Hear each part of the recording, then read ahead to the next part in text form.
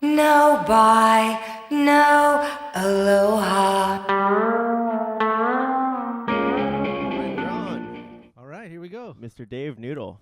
Oh yeah, we can go with that. That's what I know you as. Yeah. A lot of people know me as Dave Noodle Yeah, or man. Addison. The old school people call me Addison. That's right. Is that an that's actual name? That's my middle name, Okay. and that was my Radio Free Hawaii DJ name. Oh, I did It's like hear that. I hosted did a hear punk that. rock show on Radio Free, and Daniel J who was the DJ. He's like, you need a DJ name. Like, I don't. So I said, well, my middle name's Addison. He goes, oh, well, that's your Addison. I'm like, Yeah. okay. And then Dave Noodle became my punk moniker. Where'd that come from? I made it up as a young Marine stationed in Hawaii. A bunch of us were skateboarders, never really just a conglomerate of like infantry guys, me as an aircraft mechanic, some of the dependents. So we were all skateboarders, but the kids were obviously better than I was. I was kind of shitty. I could kickflip maybe. And Pretty good. so so we went down to this contest at Ala Park, and a bunch of the kids who were gonna skate, they were like, you got to be sponsored. I'm like, well, fuck. Oh, right. I'm like, well, you're sponsored by Wet Noodle Skateboards. There you go. I don't know where it came from, and Just out I'm of like, I'm nowhere. Dave Noodle, you know. And they're Yeah. like, oh, okay. And then they got in. I mean, these other kids were really good. Like that was back in like Ren Matheson days. I don't know if anybody remembers him, but he was a big deal in Hawaii for Nice. skateboarding. But these kids got to skate in the skateboard contest, Just under and your- Wet Noodle started Yeah. out as just this shitty skateboard company. I didn't have any boards or anything. It's just, and then I just kind of like started getting more into the punk scene locally, and I was like, well, everybody's got this cool, like the Ramones, so I was like, okay, well, I'm gonna be Dave Nicknames. Noodle. So Yeah. and it's Mine just was kinda- fully made up too. yeah, that's fully how made they up. are. Yeah, most of them are, or Yeah. or someone gives you a nickname. Usually. Yeah, I feel so- like that's more common Yes. that it's given because people, I remember like they're like, where did Nick Danger come from? And I was like, before, I'm sure you remember before MySpace and all that, there was a Zanga. Yeah. Yeah, so it was right around the time I started going to shows. Like everybody I knew was on Zanga, and everybody they were like, you just make up a name, don't Yeah. put your real name. And I was Yeah, like, yeah. I thought like, oh, like Nick Fury, that's a cool one. So Yeah. I'll just make a spin off of that, Nick Danger. Nice. And then you go to shows and everybody be like, oh, you're so and so from Zanga, you're so and so, and then oh, you're Nick Danger. And since it was my actual name as a part of it, Yeah. stuck. Yeah. So Yeah. Every once in a while, someone will say, "Hey, Dave Noodle." I'm like, "Well, what? Huh?" Like, my daughter's like, "What?" like But- me when I see you at Whole Foods. Yeah, exactly, right? Like, "Hey, Dave Noodle." Like usually that's where it is because that's like where I go to eat a lot, and there's happens to just be like some punks that hang out There's there too. yeah, So. you're always gonna see a punk rocker at Whole Foods. Yeah, pretty much. Yeah. But yeah, so. So thanks for bringing over some beer. Oh, yeah, You yeah. were just telling me about it. What? So this is a Goose Island Bourbon County, 2017. I sound like a total douche. But I just like beer a lot.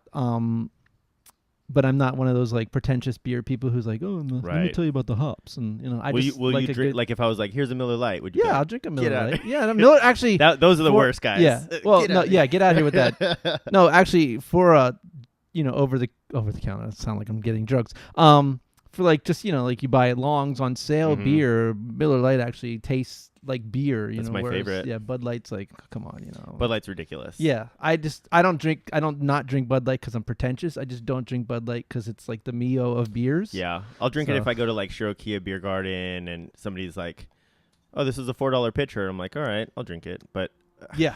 I'm never Even then, gonna you're a little order. upset at yourself. yeah, Because you're like, why am I drinking this water? I could have spent $2 and gotten a you way know. better beer. Yeah. It's $1 more, and I could have had a Keenan or whatever. Yeah. So, well, your cat likes it too, though. So She has good loves to taste. lick the condensation off of. Yeah, if I can't leave a cup of water by the bed at night, and I like to always have a glass of water by the bed because she drinks out of it, and I'm like, she cleans herself. Mm-hmm. I don't know. Yep. Her I to get go it. in the litter box, then clean her paws, and then drink the water. I don't know what's gonna happen. I'm like, maybe that's crazy. No, maybe no. it's, but I guess it makes sense. yeah, I always put a coaster on top. Okay, that makes sense. Yeah. Do you have Yeah. any pets or anything? I have one dog, little Dobby. He's 21 pounds. Just took him to the vet. He's a mutt. We got him just a little bit over 2 years ago. It's our first Nice. pet. My daughter, like for years and years and years, was like, I don't know about dogs. And then finally, Oh, she didn't want one. yeah. And then all of a sudden, she's like, I kind of want a dog. I'm like, okay. So we went to the Humane Society, and she Hell yeah. actually found him because I was looking for something bigger, and he was like 17 pounds at the time, and he was a rescue. You know, someone just like said, can't have him anymore. So we took him home, and he's pretty much now he's in charge. That's what's up. I love the older dog rescues. My buddy John and my buddies John and Tiff just rescued this dog Peanut, and it was on when who was on Warren, I think, was on, and the dog was like running around. Oh, I did see that. Yeah, yeah. Super sweet, cute yeah. dog. It's I think 2 or 3 years old. Yep. And she's just got the best temperament. She used to live in a car with a dude and 9 other dogs. Oh. Or she was one of 9 dogs, whatever. Yeah, it doesn't yeah. matter. But yeah, I've noticed that if you vibe with them and they're a little bit older at the Humane Society, chances are that's, you know, because a puppy is just, that's work. Yeah. Puppies are just for a long time. Yeah. Well, no, I think they appreciate, like, oh shit, you know, because this dog lived with a family. Apparently they gave it up because of a baby in the house. So I was like, oh, but he was so calm with us. I'm like, okay, you know, if he's a little crazy, I can handle. And then, yeah, he's a goofy dog, but for the most part, he's just like, is he already super potty trained? stoked. Oh yeah. That's the best. Luckily. That's I mean, the best. he has accidents, you know. Sure. I mean, Who doesn't? I mean, my cat will even. Well, and he just didn't know where he was. It's a new environment. It's like, am I allowed to pee here? Mhm. Nope, you're not. Okay, then I won't pee there anymore. You know. But no, he's like he pretty much owns like he's like in charge of our family now. Did he pick a person? He likes my wife the most. Yeah. Yeah. They always do that. But he likes me. You know, like it's not like he just likes her the most, but my daughter like pretty much claimed him at night, so he sleeps in her bed. So he's just like, okay, we're gonna go sleep in her bed. But yeah, he totally is vibe with my wife. He's like, you know, she's the one, which is cool. You know, I'm like, they gotta have. I always wonder how they make that connection because, even I don't know if it's like that with the cat or not. I mean, she kind of just does her own thing. Yeah, and I want a dog so bad. I want to be able to. She does really good around dogs. Oh yeah, little dogs. Okay. If they're just a little bit bigger than her, or you know around that size, she'll do great. But I want a big dog, and the one time she ever saw a big dog, I'm assuming in her life or as far as she remembers, because she's been here since she was a real tiny little kitten. Okay. So she's never met another cat except for like her brothers and sisters. Yeah. At the Humane Society, and they were separated. And then she met a couple little dogs, and she did really good with them. One day, my girlfriend brought over her parents' Rottweiler, and we were just going to the beach, but we just stopped by here, you know, whatever. We came up with the dog, and I was like, oh, she usually does good with dogs. I wonder. And she ran into my bedroom, ran under the couch, or ran under the bed, and started growling. It's a noise I've never heard a cat make in my life. Yeah, so I was like, okay. Yeah. Well, someday if I do end up moving to a house and getting a dog, we'll figure it out then. But well, I think they just have to get used to it. It's one of those things like our dog doesn't like other dogs when we're on walks. Oh, just really? Can't stand them. You think it's a leash issue? I don't know, because we tried him off the leash at dog parks, and he goes to the biggest dog and bites him. Whoa. Like, wow, dude, that's Does he have balls? No, they take him off. No, they took him off. Yeah. So it's like, what's going? I think maybe he just had an issue before, because he's afraid of like like I was watering our yard one day, and he just like freaked the fuck out. I was like, oh, I don't know, maybe whoever had him before him. Yeah. So I was like, okay, I understand. So but there's a puppy now. My in-laws downstairs, they have a puppy. And he's like, okay, you're cool. Like he'll wrestle with him, but then he's like, all right, that's enough, you know, kind of thing. But so it's I think big they dogs. Well, it's any dog, especially other males. Like he just like dominance. He'll be on the edge of the leash, like just doesn't like him at all. So we can't take him to the dog park. Bummer. I know, because you know, but whatever. He loves humans. Though. Like kids are like, can I pet your dog? I'm like, yeah. And that's huge. He's just like. It's such a bummer. Out. It's such a bummer if you see somebody walking a dog and they're like, "Oh, be careful." It's what? Yeah, why do you have the dog? Yeah, like, what did you do to that dog? Yeah, what's wrong with that dog? Not necessarily you. I mean, maybe you rescued him and you know. Maybe. But what did somebody do to that dog? My buddy Nate he has a dog. It's the sweetest dog in the world on Maui, and it's this pit bull. And his buddy found that dog and all its brothers and sisters in a trash bag on the side of the road. Luckily. It was either his buddy or his mom. I can't remember who. But they, you know, saved all the dogs. Yeah, None of them died, which is amazing. But, I mean, jeez, man. Yeah, people just are take him terrible. to the Humane Society. Yeah. It's like, how hard is it? You took the time to put him in a bag. You can't take the time to, like, put him in a milk cart and take him to the... That's some people despicable. they're terrible people in this world, yeah. makes me sick. It's a great conversation, yeah. But it's yeah.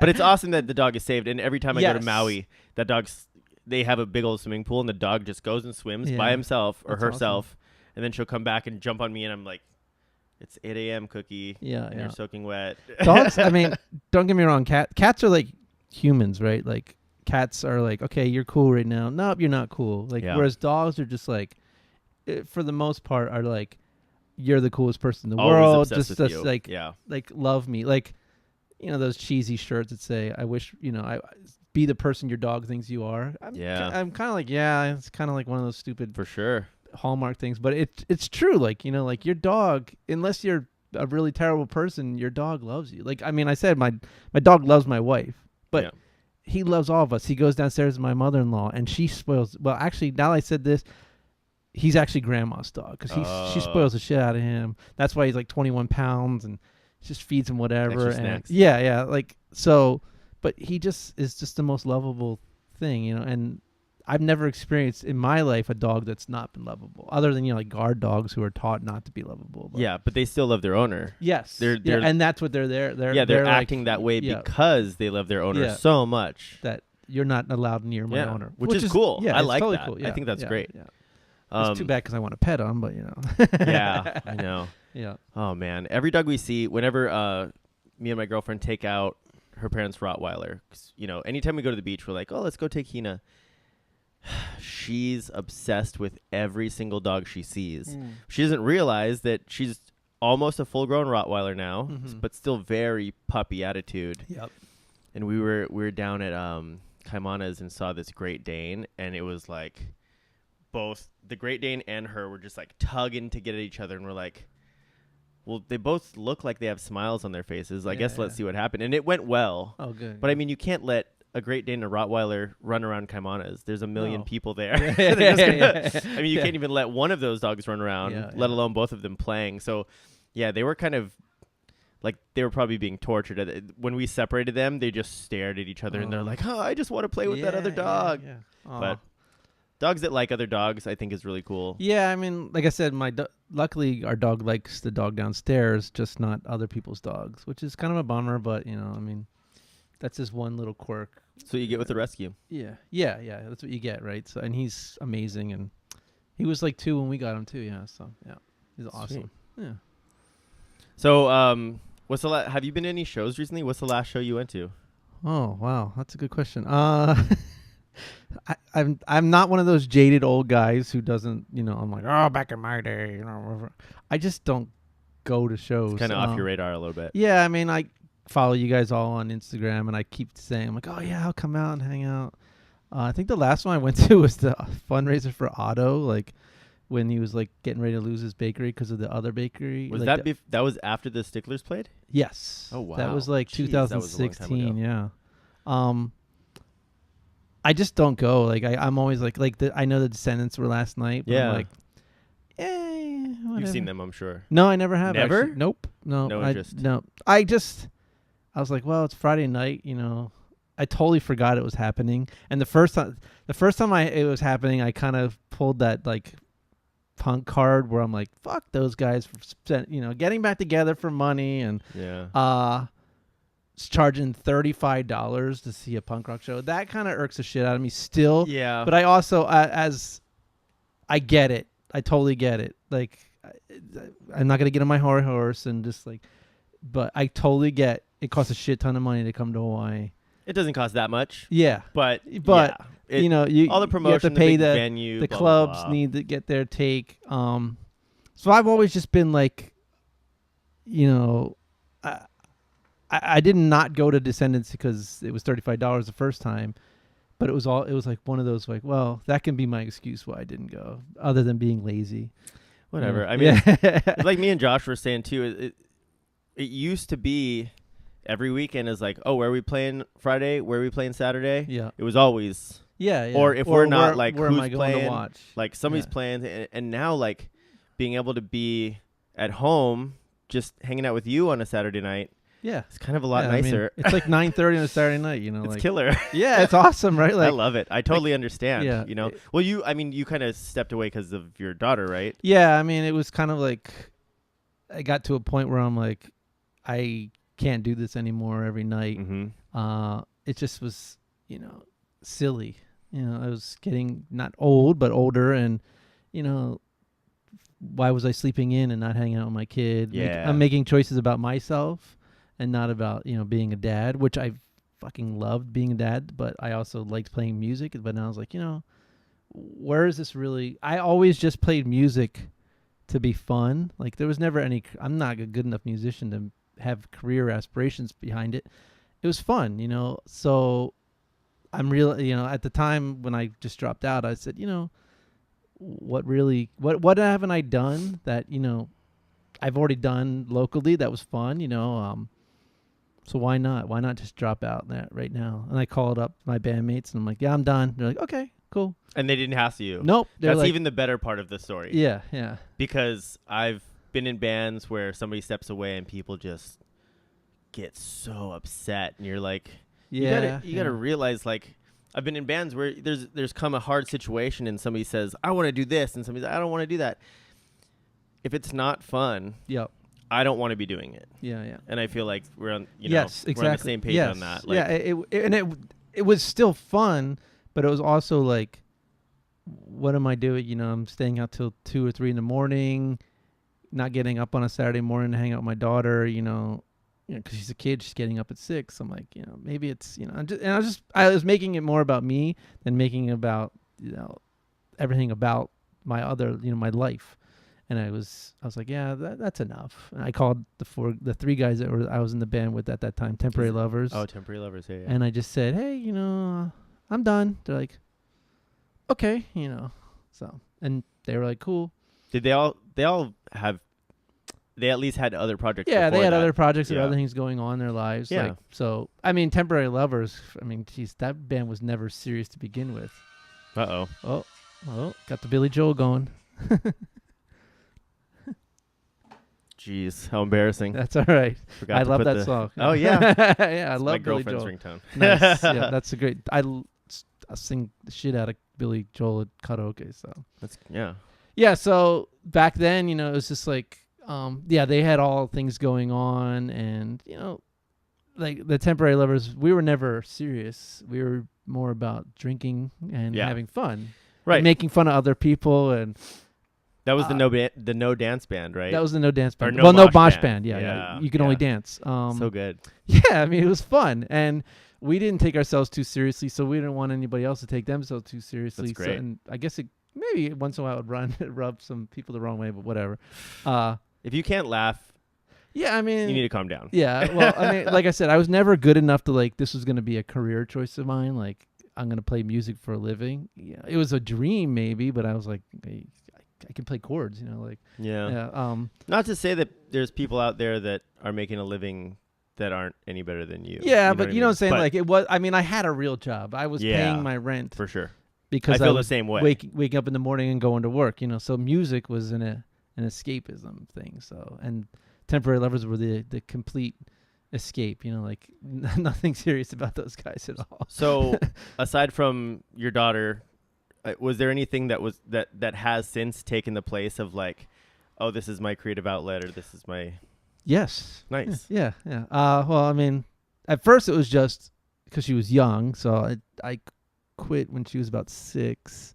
So it was just about being a dad, like... Right. Like taking her to school and going to work, and then on the weekends doing whatever, being a dad. And then as she just started discovering herself and who she was, she's super into theater, so she's like, Dad, you should audition for a show. Oh, that's right. Yeah. I haven't made it out to one of your performances. I haven't made it out to any of your shows. So. There you go. Yeah, there you go. No, so I do theater, like musicals or straight plays, once a year maybe. Nice. That's kind of like an outlet for me. So you're probably putting in a few months of prep. like a play would be like 3 months of total work, maybe like 2 months of rehearsal and then a month of shows. So, nice. Yeah, 3 months.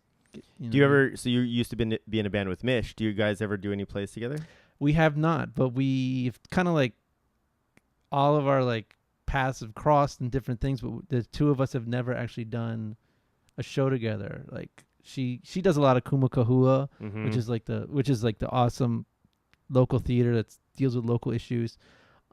There's not really a lot of white parts in that, Oh, and I'm okay. not. There's nothing wrong. I'm just saying like There's not a place for you. it's about Hawaiians. Yeah. You know, like it's about Hawaiian culture or Filipino culture. It's not about, you know. And once in a while, there's like a show about the white culture in Hawaii. So Kuma Kahua, she does a lot of work there, which is cool because it's very local based. So I haven't. There's been shows there that have had, you know, haole parts, but I haven't auditioned yet. Like it's tough to do a show. Like it's just tiring because I got to get up in the morning. I got to go to work, and I'm at rehearsal till like 10. I'm almost 50 years old. So That eats up a lot of your Yeah. day. yeah. So I'm And like, what is it, like a couple days a week or oh, it's 5 days a week. for 3 Yeah. months? Yeah. Yeah. Woo. Yeah. So, you know, That's it's- way heavier yeah. than band practice. Yes, exactly. You practice once a week for band and play 1 or 2 shows a month, but then you're doing it constantly, right? You know. Yeah. Like, yeah. So, so that's like my newest career, not career, but hobby endeavor. Yeah. So You got to have a hobby. yes, and that's the thing, right? Like, you know, like I dropped out of music, and my hobby was being a dad. You know, because that's a full-time job. You know. So, and then as she got older and didn't need, you know, dad around all the time Mhm. because I don't want to hang out with you anymore, dad. You know? Right. Which is totally cool. You know, it became like an outlet for, what do I do now? And she said, you know, I was coaching her in her sports, which was fun. So I was making friends in the coaching community, hanging out with them. You know, my wife does her things with her friends, but yeah, like, so the theater became this like, oh, that's kind of fun. You know, I did my first show. I'm like, wow, that was kind of cool. You know, like, well, let me try this again. You know, and the second, so I auditioned for my first show, and I get in, right, Yeah. which is not, you know, luckily. You've been on stages. Yeah, I mean, I wasn't afraid to be Yeah. on stage, you know, but I don't know anything about where's stage left, stage right, and Right, downstage, right. upstage. So I just kind of auditioned as like, you know, oh, this will be fun. And the director was like, oh, you know, You're I want you great. to, yeah, you should come do the show. I had 5 lines, but it was fun. It was totally fun. Made some really good friends. It's almost like, you know, like the punk rock community, like you become a community, right? Like Yeah, there's a for sure. community, it's community theater. So it becomes this thing. So I made some friends. I was like, oh, I'm going to try. So I tried out for my first musical. Didn't get in. I was all like upset. My daughter's like, yeah, that's how this works. You know, like sometimes you don't get into shows, Dad. Oh, that's funny. Yeah, that's awesome. Because Like, you got in the first one. Yeah. So you're like, oh, I got this. I got this. You know, I could sing. But no, I just kept like, then I did Tommy, which was awesome. Which, I mean, I freaking love The Who. So, because I'm such a music nerd.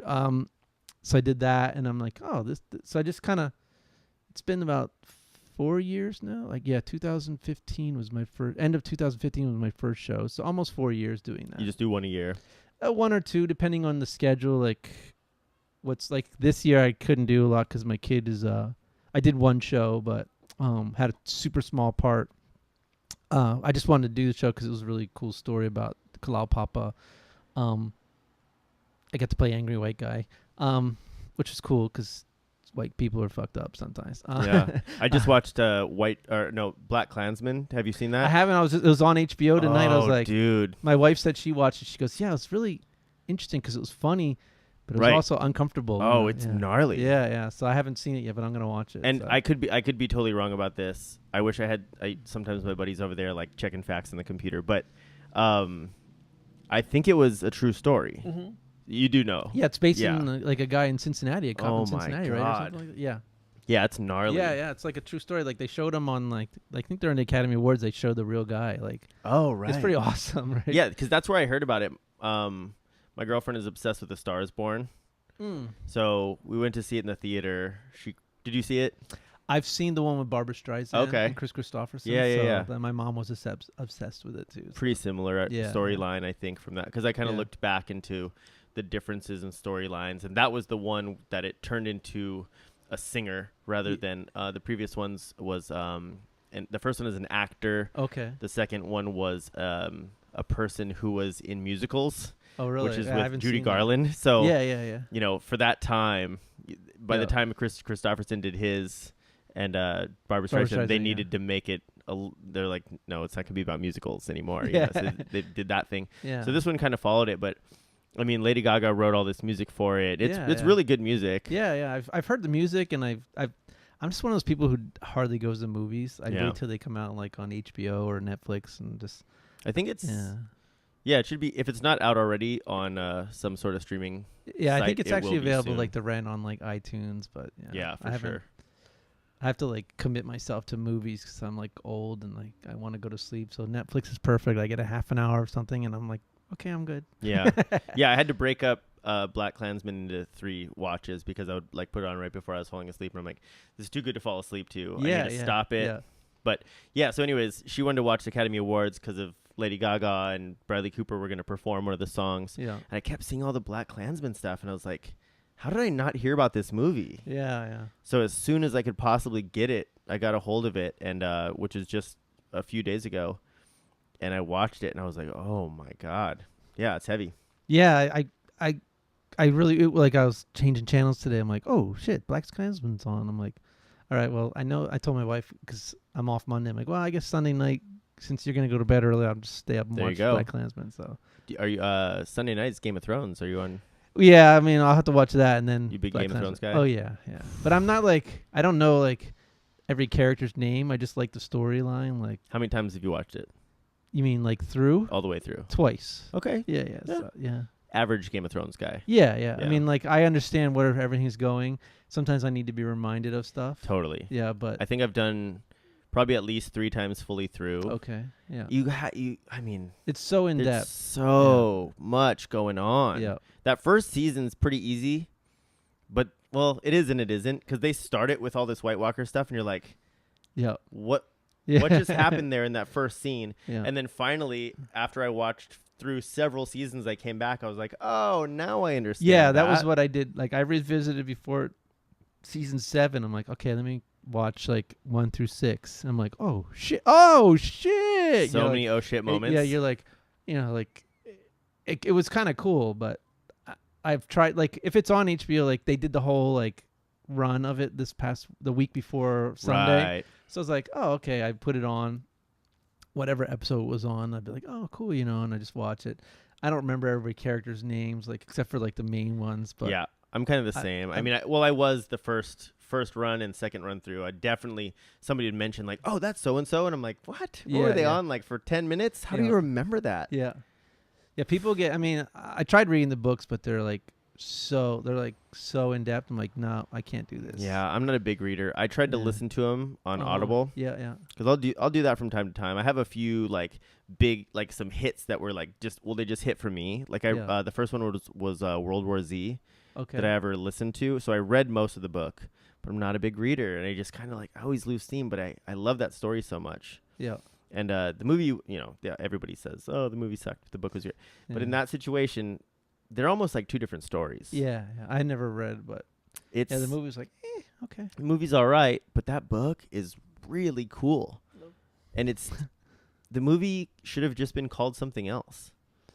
Because so it wasn't anything to do with the actual. They basically don't have anything to do with each other. Really? Okay. Yeah. So I don't know that. Yeah. The book basically, I'm not really giving anything away by saying any of this, but the book basically it's a oral history, and it goes anywhere from like a paragraph to 3 pages of one person's account of the zombie wars. Okay. So I'm like, how are they going to make this into a movie? Mm-hmm. And well, they failed.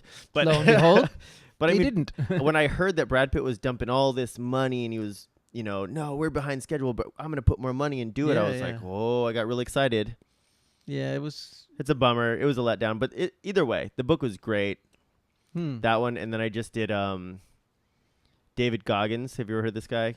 He was a SEAL. Oh, okay. And I was getting really into. I was biking a lot and running a bunch, and he runs ultra marathons, and he's crazy. He doesn't run for fitness. He runs because he needs to battle the demons in his head. Okay. So he needs to push himself. He needs to push his physical body to do something that his brain is saying you can't do. Yeah.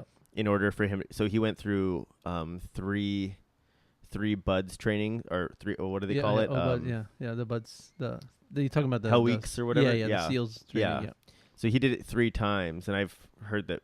From the way that he describes it in the book, like one time sounds like terrible. I don't think I'd make it through. I was a Marine, and Right. I had friends who tried to do it, and none of the guys I knew got through it. You got to be crazy, I think, right? Well, it's not necessarily crazy. It's more of a lot of it's a mental thing. I mean, obviously it's way physical, but a lot of the military in general it's mental. Like, how do you handle situations? Yeah. And they put you through so much shit that you'll probably never ever ever see in your career, but you might, and yeah. The possibility is and definitely maybe there. it's not the same situation of like carrying that log down the beach, but it's how do you get that log down the beach with all your guys. So in essence, how do I do this covert operation with all my guys and bring them all back? I'm carrying that log no matter what I'm doing. How am I going to get that log or get that mission done? So a lot of, like SEALs, everybody thinks, oh, they're the toughest motherfuckers, or Green Berets. They're tough, but they're also like mentally they're tough. Like the stuff that they have to go through is nothing that even me with as much military experience as I had have zero clue how they did it or how they do it. Like how you get up in the morning and like be able to do. So that buds training is so terrible because it's so physically demanding, but it's also mentally demanding on you. And it's all about team, like SEALs. Like this is how old I am. I was in Desert Storm. Oh yeah. We had some SEALs on our base.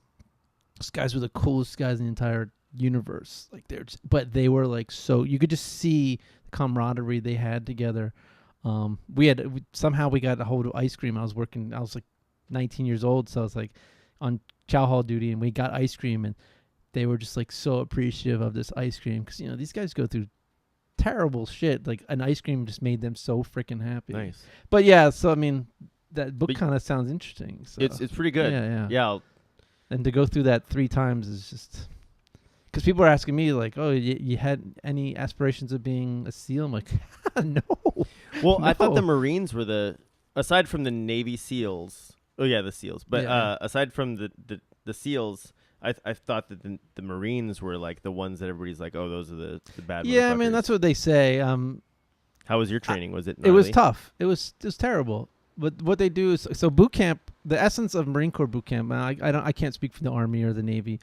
The essence of Marine Corps boot camp is to take you, break you down as much as they can, till you're ready to understand that they're in charge, and bring you up and make you a Marine. It's like water torture, but like not like Oof. They just break you down, like they just tear you down, and you're just a dirtbag, and you're piece of shit, and then they go, okay, now that we've got you to where you're like you'll do whatever we say.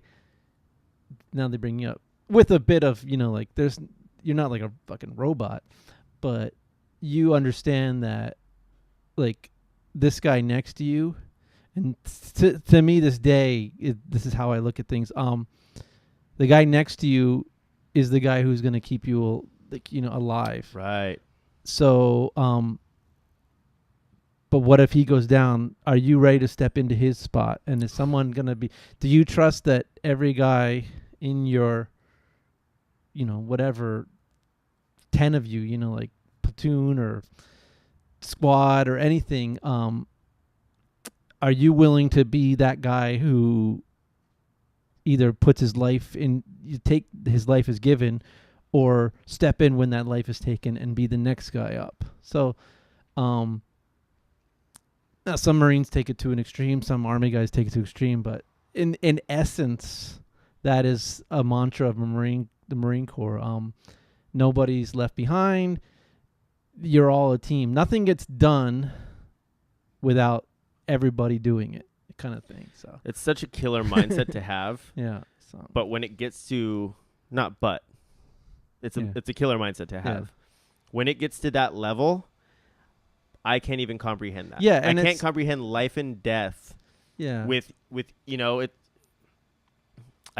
I've never. It's Yeah, I mean, and I try to equate that to, nowadays, I'm older, I'm in charge of guys. I'm like, look, I have to equate. If I'm telling you how to do your job, it's because I've done your job.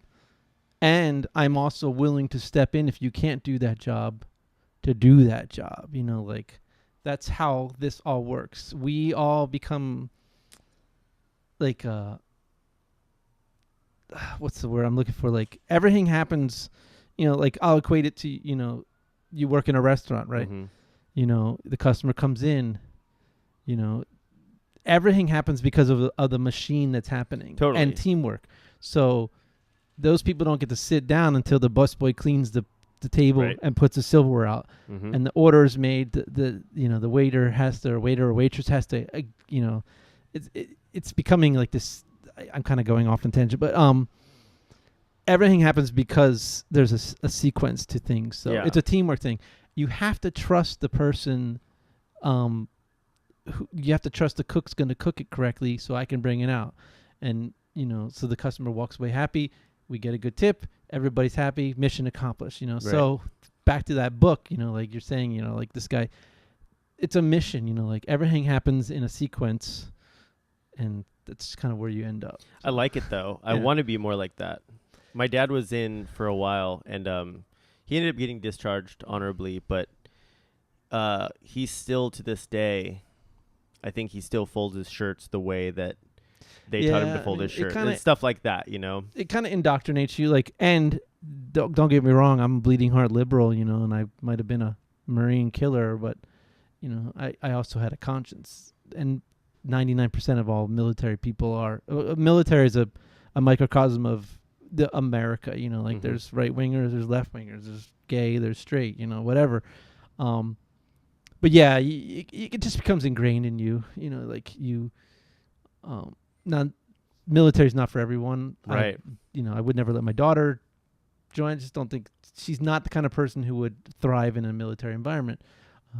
Most kids join the military like me because I was 18 years old. I'm like, I don't know what the fuck I'm going to do, so here I am. That's the only shame that I see is people who don't have another option, or people that feel like they don't have another, that's the kind of the fault. But I remember when I was younger and I found out you were in the military, and I was like, what? Dave's in the military, but he's a punk rocker. What? Yeah. And now, being much older, I'm like, oh yeah. I mean, I love that regimented, this is how this goes. And, in my closet, my clothes are color organized and everything has a spot in my house. And when I'm at work, I want everything to be a certain way. I used to cook in kitchens, and I'm like, I can't cook until my station is clean. I have to finish this order, and then everything has to be clean and back in its place. But that's just my crazy brain. But it's also, I think it kind of goes, like, maybe I would have done fine in the military, but I don't know. It's just, I think people have a misconception about, like, don't get me wrong. I was a Marine. I did 6 years. I didn't want to do a day after 6 years. Like, right. Because you don't have no control. I mean, you have some free will, but at the end of the day, you're owned. It's 2 a.m. They knock on your door and hey, you're going to war. Holy shit, I'm going to war. So I was like, I don't want to do that. But another thing, like, how do you adapt? Like when your station isn't clean, like you still got to get orders out, right? So right. You have to be able to. And I think the military, it's not right for a lot of people, and they get kicked out. But like when I was coaching my daughter's little league softball team, some of the dads would be like, oh, older son, he's 17, he's not gonna do anything, and they're like, what are you gonna do? I'm like, look, unless he really wants to be a military guy, don't join the Marines and the Army, because you have no life. But if you join the Air Force and the Navy, you might get taught something you can actually use in the real world, which I think that's very beneficial. Yeah. If people take it to heart, I feel like, I could be wrong, but I feel like just working in bars, punk shows, all this for so long, there's always been this stigma around, oh, here come the military guys, yes. right? And, I mean, those are the guys defending our country. Yeah, but those I mean, are the ones that these guys also help perpetuate that. Oh, here, shit, here. I see the both. I'm just saying, I see both sides. Yeah, there is. Yeah, but just to think, like, they've been through what you just described. You know what we were talking about. Like, how many people do you see that quit, or are you even allowed to quit? No, I mean you can get kicked out, but that's like you don't want to get a dishonorable discharge because that's If you like fail boot camp, like if you fail boot camp, yeah, then you can get like they're just like failure to train. so you just never got in. You just yeah, it's like you get a discharge. It's like a other than honorable, so it's not really considered much. But like once you're past boot camp and you can get dishonorably discharged, right? and that's like I mean it's almost like being a felon. You have to put it on your resumes, right? You know, like and Dang, so people are gonna be like, oh, it's dishonorably discharged, like. that's so much to think about when you're 19 or whatever. 18. I was 17 when I joined. You know. Jeez, Yeah, so that's so much to think about. yeah. I But can't it even also, imagine you know. how much of an idiot I was when I was 17, 18, 19, 20, 21. Yeah, like, I mean, just and then to think, like I couldn't even decide that I wanted to buy a car that was going to take me 3 years to pay off until I was, I don't know, 28. yeah. I was like, okay, I think I'm finally to the point where I can make a decision that's going to affect me for 3 years. Yeah. Yeah. Yeah, I mean, but that's the thing, like the beauty of the military too is that they can grab you at 18 and you're kind of an idiot and you think you know everything, and if you become a good military person, you realize by the end of boot camp you realize I don't know shit. Yeah. And now I understand that, this is how this is going to work. It is a good place to be, though. It's a good place to operate from. I don't know as much as I thought I did, and I'm ready to learn some stuff. Oh, yeah. I mean, it's kind of interesting. Like people ask me about military stuff, and there is that you have to acknowledge the fact that you're in a job where you're being asked to maybe die. There's not a lot of jobs out there that ask you that, so you have to become like not necessarily comfortable with that, but understand that that's what you've signed on for. And it's kind of like it's really strange when that happens when you go, but I even to this day I feel like like if I could be that guy who steps ahead as everybody else walks back. And I don't want to come across as being like forthright, but I feel like I'm that person who could, if something happened, I would run to the issue and not run. Wow. I would let everybody else run away from it, but I would run to it. Like I feel like that's how. Just because you've been doing it for so long. Yeah, and I feel like that's who I am as a person. So I've always been, to this day, like the person who will go forward instead of, and there's nothing wrong with those people who go back because they're not prepared for that, but I feel like I'm prepared to step forward to it, and I've never been put in that situation like where it would really have to happen anytime in the recent future, but like I feel like that has taught me that about myself. The military taught me about that myself, and it didn't. The military taught me that was going to be who I am. So. Yeah. You remember that when there was that missile scare from? I do. Yes. Were you awake for that? I was. Yes. What was your first reaction? My wife. So I didn't even get the text. Oh, really? No, it was weird. Yeah, my wife got the text. She goes, "There's a missile on the way." I'm like, "Wait, what?" Okay, Right. Something's wrong. So I still work for the government. So I understand like national emergency stuff. I'm like, okay, something's wrong. The alarms are not going off. They should be the audible alarm should be happening. Yeah. So I was like, the audible alarm should be happening, but in the meantime, I didn't tell my daughter this at the time, but I'm thinking, I don't want to live if this is happening. Let's just go stand in our front yard and tell each other we love each other. I'm 100% on the same page. But we did fill up the bathtub. My daughter was really upset. I just said, it's okay. We love you. I didn't tell her how I was feeling. I told my wife I loved her. But I was like, there's definitely something is not clicking here because we're not getting audible alarms. The federal government would have taken over too, saying, okay, there's an alarm going.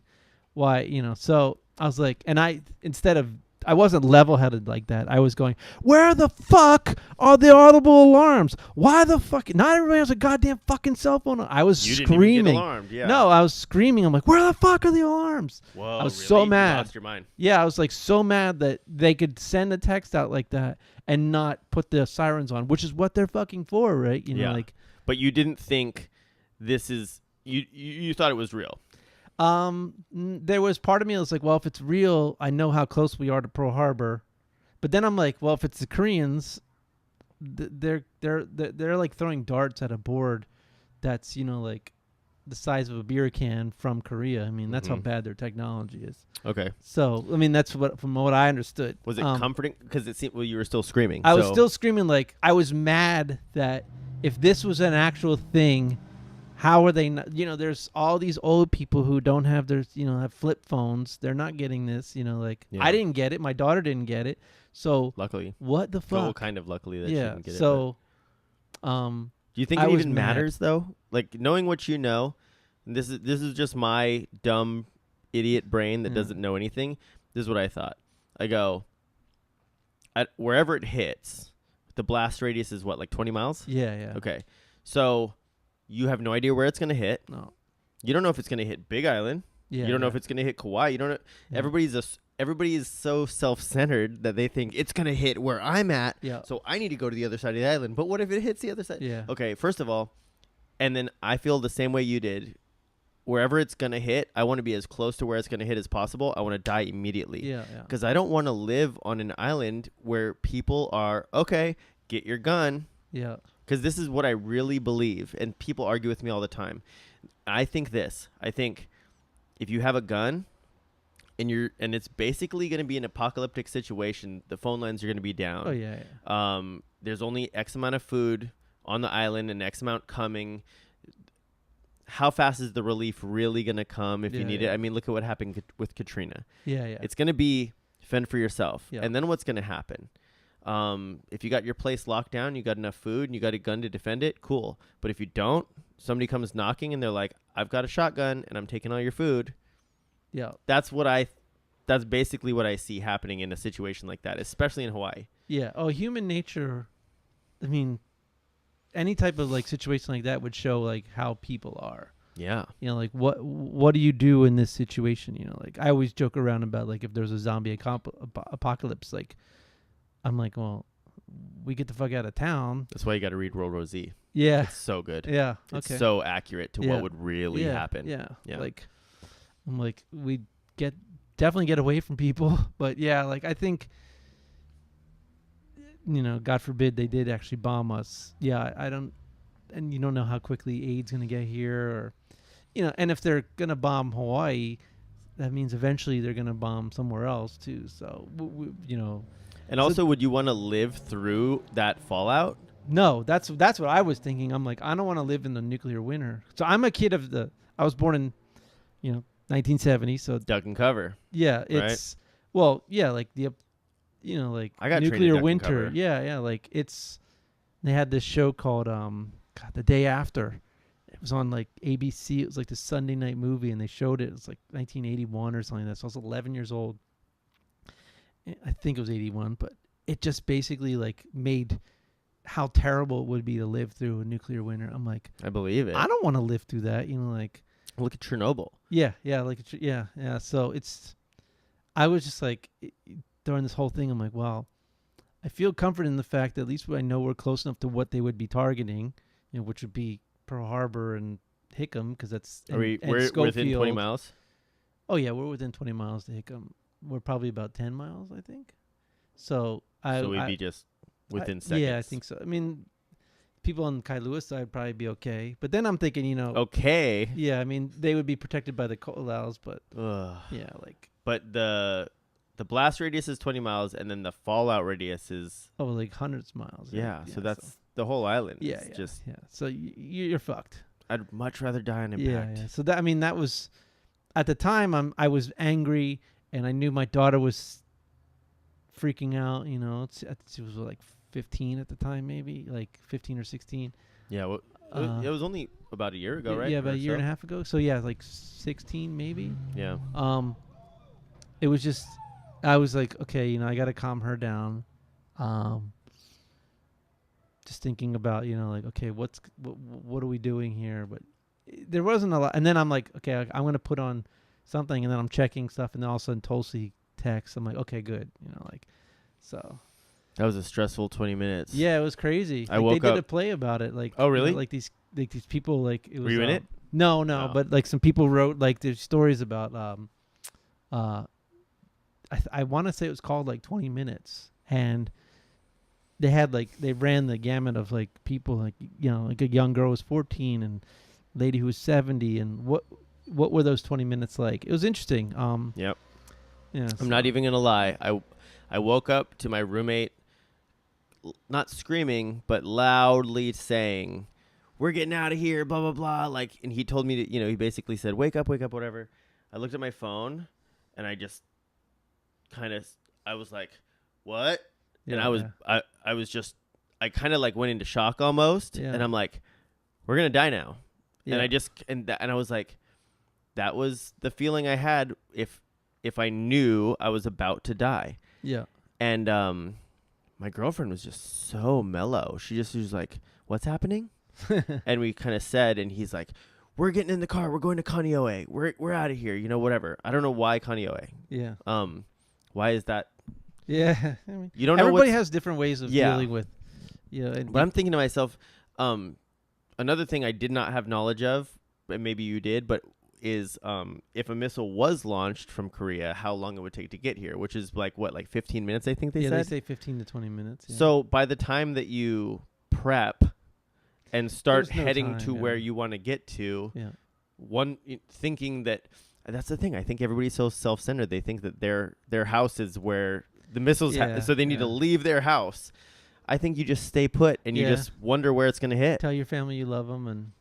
But I seriously, I was in my underwear and I got out of bed and I was really rattled for sure. I was like, I'm about to die. And I got on the couch and I just started taking bong rips. And I'm like, I'm going to die. Yeah. And if I don't, like, the next 6 months or however long I make it are going to be terrible.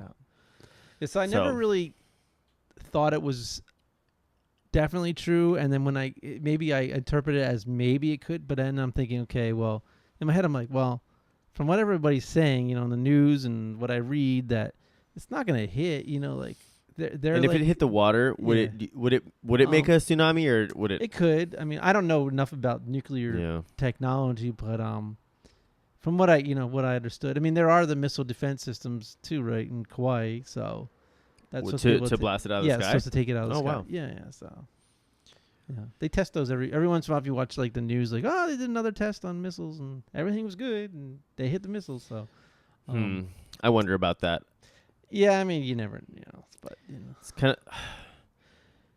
living in ignorance is great. Yeah. Up until the shit hits the fan, and then it's like, what's really going to happen? That's, it's like we don't put that much effort towards meteorites or asteroids or whatever could come from space to kill us the same way. Yeah. And I mean, we're pretty much due. I think. Yeah, but I mean, that's one of those things you just can't predict until it's too late, right? It's like a what is it, Yosemite blasting or a solar flare or a this or that, like I mean, you just any of those things. It's I kind of just feel like you just gotta at the end of the day, like, hey, do I love my family? Was okay, it's cool. Like, do you have anything that you believe in, like, as far as, like, me and Nate were talking about being raised religious, and me and Josh were talking about being atheists now. It's like the only thing I believe in is gravity. Gravity is just the next biggest thing, sucking everything smaller than it to it. Yeah. And at the end of whatever, it's like the sun's just sucking everything into it. The black hole in the middle of our solar system, or excuse me, our galaxy is sucking everything into it. Yeah. And eventually, everything is just going to... Yeah.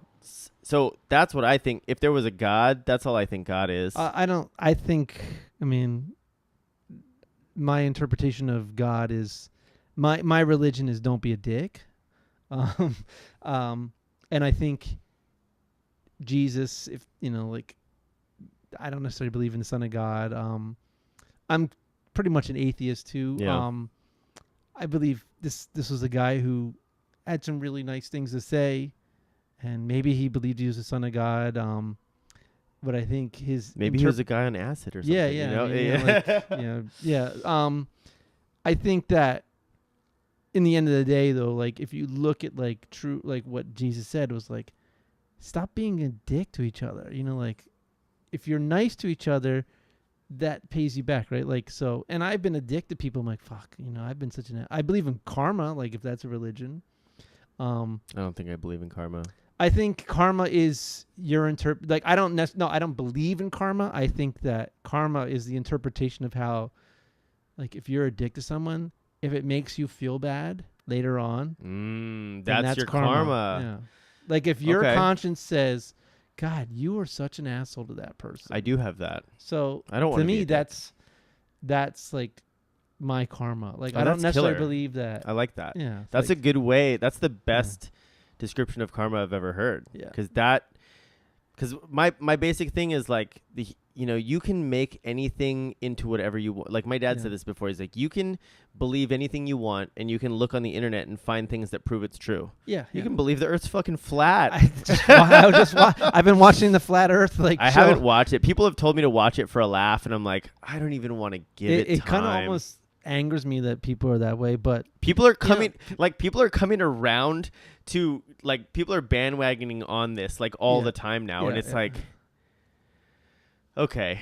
Well, there's a guy who makes a point in that documentary about like you just said, like people just start believing whatever, like if it draws them in and it makes them feel good about, then they're gonna believe it, like so.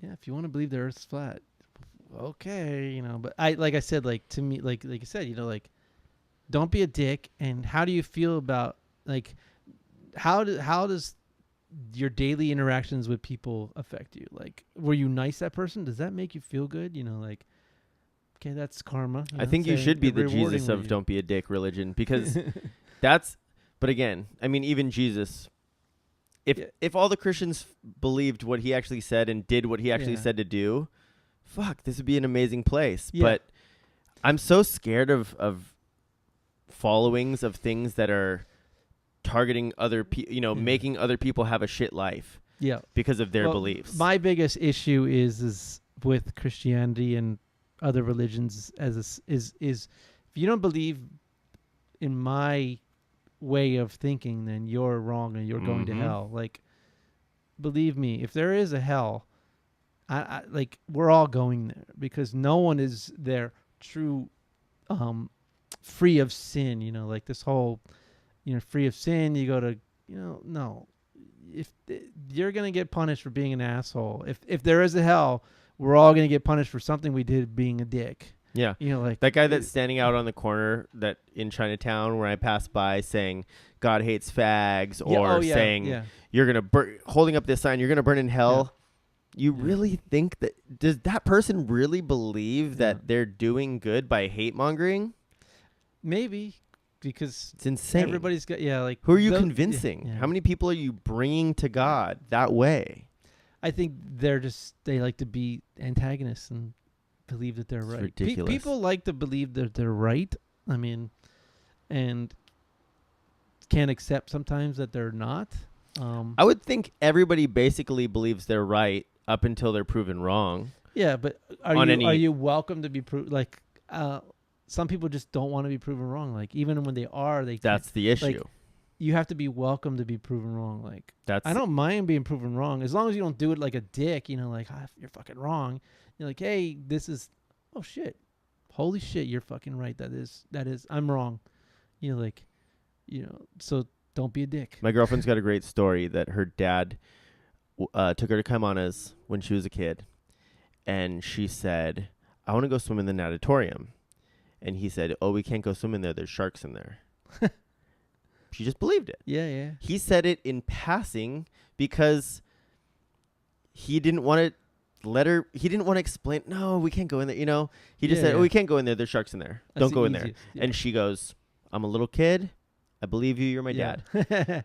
Until she was an adult, she not a full on adult, but like into her teens, I believe, she would tell her friends like, "Oh yeah, there's sharks in there," because it was just in there until the point where she got it and somebody explained to her like, "No, your dad was teasing with you." And once she got it, but she didn't, then she didn't hold on to that and say, "No, no, no." She accepted it and moved forward. Yeah, and that it's so important to be able to accept what might be wrong. I've had so many of those things in my life that I've just repeated because I heard them. Yeah. Oh, I heard this. And then after a while, I would stop saying, I heard this. And I would just say, no, this is how that is. Yeah. Until somebody goes, that is absolutely not how that is. There's no sharks in an auditorium. Yeah. That's an awesome. Yeah. But it's just like that. It's all of those things. And it's that's as big or as small as they are. Yeah. And how do you deal with those? I think I have this thing like never feel you're the smartest person in the room. Because some people walk into a room and think they're the smartest person, and I was probably guilty of that as a younger person. But nowadays, I'm like, if you walk into a room, you might be the smartest person on 16 things, but someone on that 17th thing is going to have a better idea or a better knowledge of that, and you can learn from that and become smarter, but never smarter than the next person. I like that a whole lot. Yeah, I mean, you're never the smartest person in the room, and it's a good mantra to live by. I think don't be a dick and accept that you're not smart. So yeah, I mean, I'll be the first to say I'm a dummy, and people, don't say that about yourself. I'm like, I'm not putting myself down. I'm just ready to learn more. Yeah, I want to know so much more than I know now. Yeah, I mean, it's if anybody ever says like, oh, do you have a wish in your life? It'll never happen. But if I ever had one wish, it would be that right before I died, maybe for like 2-3 minutes, because I think anything longer than that and I would just explode. I want to know everything. I want to know if aliens built the pyramids. I want to know what happened at the Big Bang. I want to know if any religions even got it close to right. I want to know who killed Kennedy. Like, I want to know everything. If there's aliens out there, if there's other advanced civilizations that have seen us, but they said, fuck you guys. Yeah. Like, that's the dream of my life, is to know everything, but only for a couple of minutes, because then you would know all the fucked up shit that you're like, oh God, that's way too fucked up. Yeah. Well, you have to believe there are aliens. I absolutely believe that there have to be aliens out there. There has to be something else has to out. be. There is no way. Well, you know about the Fermi paradox? What's that? The Fermi paradox? So basically, the Fermi paradox is, you can look it up. I'm just going to do a really short thing on it. Basically, it's like, how come there's no aliens around? There's so many. Let's just take the Milky Way, for instance. There's so many so many solar systems in the Milky Way. How could there not be? Okay, sure. Let's just say there are, right? Yeah. And let's just say out of the billions and billions of stars that just like 1% had life. Well, the thing is that it's so far from here to the next star, you'd have to build a generation spaceship, which would take thousands of years to get there. And then what if you got there and then there was nothing? Yeah. And then you just die. Yeah. So that in a way kind of explains the Fermi paradox, because you could get somewhere, and by the time you get there, a few thousand years later, maybe you show up and it's just the ruins. Yeah. And who's to say like other planets are not just like us? Like they're only maturing at this rate. I mean, so there is no way. Anyhow, I'd bet anything on it. Yeah, like I'd bet my life on it that there is, and strike me dead if there's a God. There's life somewhere else. Gotta be. Yeah, there's no doubt in my mind. It's impossible in to the think infinite universe. We're the chosen one. It's ridiculous. Get the fuck out of here. It's ridiculous. So it's like a grain of sand. Yeah. That one grain of sand is the only one that matters. No, on the whole beach. It's ridiculous. Completely ridiculous. Yeah, absolutely. The other thing though is like, I mean, I'll fucking YouTube on this shit all day long, and there's this, it's basically like you're on the freeway and you're driving by and there's an anthill, And so the anthill's us. Yeah. And the super freeway is all the intelligent beings in the universe. And they're looking at us like, I'm not going to pull over and say what's up to an anthill. Yeah. I mean, that's a good, I love that one. No, that's a good one. I like that I think, a lot. do you need some more beer? I do, yes. So, up next. What is this one? 2015? 2015, Bourbon County. Bourbon County. I Is got it my preservation hall? is it aged in It's aged in bourbon barrels? Yep. Nice. There we go. Oh shoot, we're getting to the hour mark. So I do a final thought when it gets to about this time. Okay. I didn't premeditate it, but I was thinking that this would possibly come up at some point, so I got to ask. Are you ever going to play music live again? Is there a possibility? Cuz the last time I asked you this, I know what your answer was. What was my answer? I forget. You said Cheers. you said for $1,000 to donate to charity, I think. I did, yes. That was the Well, that was the last answer. Was that before or after the reunion? I think it was at or Maybe it was at or slightly after. So I actually said that to you guys before the reunion. Yeah, I remember that. that. I remember that. And then you and Josh were like, okay. I'm Made like, it happen. Whoa, what the fuck? You You thought that was astronomical. I thought You're $1,000. Like, you guys, you scrubs can't come up with $1,000. No, I just thought who's gonna give Dave Noodle $1,000 to give to charity? It's such a good that's such a great idea. It's just so you're like, I don't need money. I'll do it for a charity. So who'd you end up donating it to anyways? I don't remember. The Bone Marrow Donor Registry. So they go around and they collect, samples of people's blood to see if they can donate. I just didn't know who to, and at the time I was like, well, who could we give this to? And I just kind of started researching things. But that was the running joke. Like I told you guys, I think I told you guys had said at one point, I remember it was at Downbeat. And I was like, yeah, $1,000 and I'll to give to charity. And you're like, Josh and you were like, okay. I'm like, now I didn't hear anything.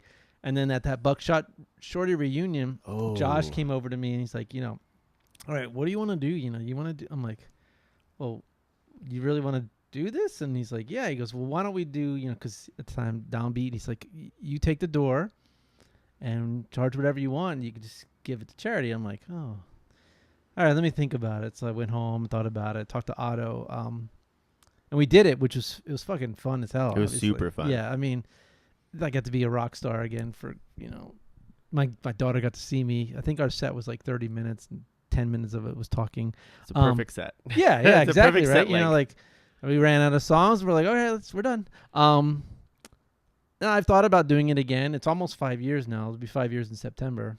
I don't know. I mean, I never say no to it. So what do we got to do it? Because I'm ready to do it. I don't know. I'm ready to. How do I got to convince you to do it? I mean, obviously we do it again for charity. That'd be cool. Like I said the last time. Like, look, I have a job. The Sticklers are not going to be, going out on tour, selling, this is just, if I did it, because I was thinking about, if you're going to ask me these kind of questions, the Sticklers were always that band that didn't want to be had a last show, and because I feel that big time. 16 bands every month have a last show, and then 3 months later they were together. That was just a running joke in Hawaii forever. So I was like, all right, we had our last show in 2002. And then I just said, we're good. And we did a couple little reunions, but we were never really a band again. It was just getting back together.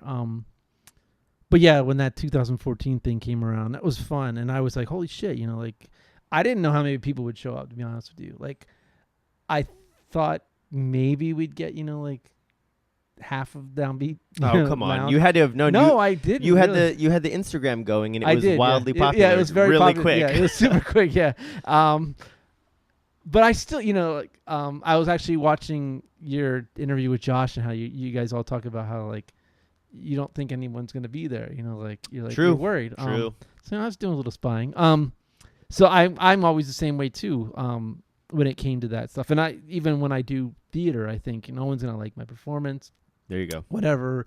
Yeah. I think the nerves are awesome because they make you the first time you go on stage and you think, fuck it, like I'm the fucking best there is, and this I'm gonna kill this, is when you make your mistake. Oh, dude, I could not agree more. As long as you have those nerves, something will keep you sharp. That if you forget, how to play the song for 2 chords, it'll snap you back into it. If you forget a line being on theater, you'll snap back into it. So those nerves are always important. So yeah, for that reunion show, I was like, okay, like 50 people show up, a couple of our old friends, and then all of a sudden we get there and it's Had to be at least 150 paid. Oh, it was crazy. It was, and plus however many guests. Like, yeah.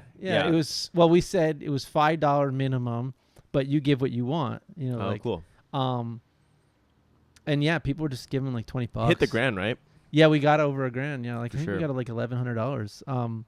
It was awesome, but yeah, if we ever did it again, and Otto joked with me after the whole thing. He goes, "Oh my God, are we gonna get back together?" I'm like, "No, fucking crazy. I don't have time to do this all the time." I said, no. plus no one wants to see it all the time. No, that's the place where people really drop the ball. They think, wow, this was so great. Let's do it again. So Hell Caminos would do it once a year for several years. Mike lived off island, I lived off island. We'd do it once a year, and it would go great, and we'd have a blast. Now that we all live on island, I don't know, we could be playing tomorrow. We'd get, we'd get like, it becomes half filled downbeat. Yeah, it's like it's you don't want to become a novel. Like a novelty's fun if it's every once in a while, but you don't want to become a joke upon yourself. Yeah. So I was like, are we gonna keep doing this? I'm like, no, like that was why the reason why the Sticklers broke up to begin with was we had just finished a tour. I was kind of like, I just was kind of tired of it. I was like, look, we're fucking popular, in the standards of Hawaii. Absolutely. We were popular. You guys were my goal.